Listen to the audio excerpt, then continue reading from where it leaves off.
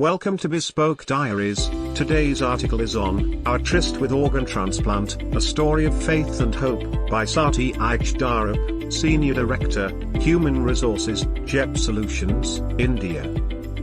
Resilience was a word she first heard many years back during her stint at one of the investment banks. It was one of the leadership competencies identified. She was not too sure of what it meant then. This word once again surfaced very strongly during the pandemic, and everyone is speaking about resilience.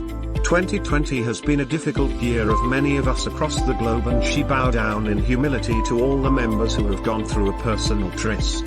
Now she thinks she understands what it means to be resilient. This story started about a couple of years back around November 2018, when her husband was identified with a chronic liver ailment. After several visits to the hospital, the doctor informed us that the only chance for survival was liver transplant.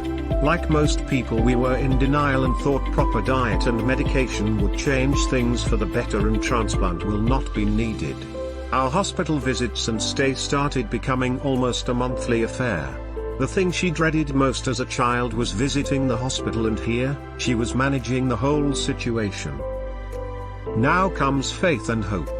She has immense faith in power of the Almighty and wrote down in the beginning of 2019 that her single focus for the year would be to sort my husband's health issue. In February 2020, after another episode at the hospital which became very critical, we decided to give our consent for the transplant and filled the form on February 8, 2020. The document mentioned it would take anywhere from 3 to 6 months to find a donor, and her husband was in queue. The list was long. On March 3, 2020, while she was attending a town hall in the 14th floor terrace cafe at her office in Mumbai office, she received a call on her phone: Jupiter Hospital. Her heart almost sank since she thought there must be an emergency. It was a call from the organ team to state there may be a probable donor and she should rush to the hospital with her husband. She rushed home, and by midnight we were at the hospital.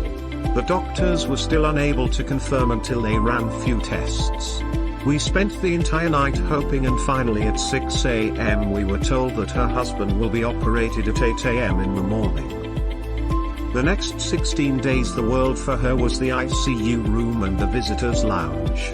Outside, the world was shutting down since the coronavirus had hit globally. She wasn't even aware what exactly was happening. On the 20th March, the hospital staff packed my husband and told us to go home since the hospital will be closing down few floors and only emergency staff will be available. The lockdown for her was the best thing that could have happened. It almost felt like the entire universe and conversed for us to find the right match, have the surgery just before the pandemic, and almost a year of shutdown where she could work from home and at the same time take care of her husband.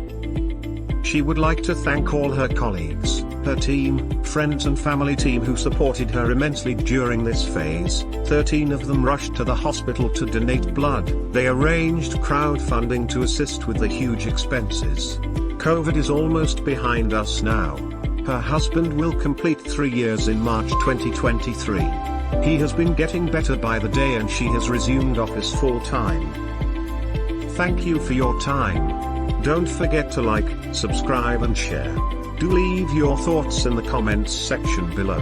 For similar type of article, please reach us at contact@thebespokediaries.com, or you can visit our website www.thebespokediaries.com.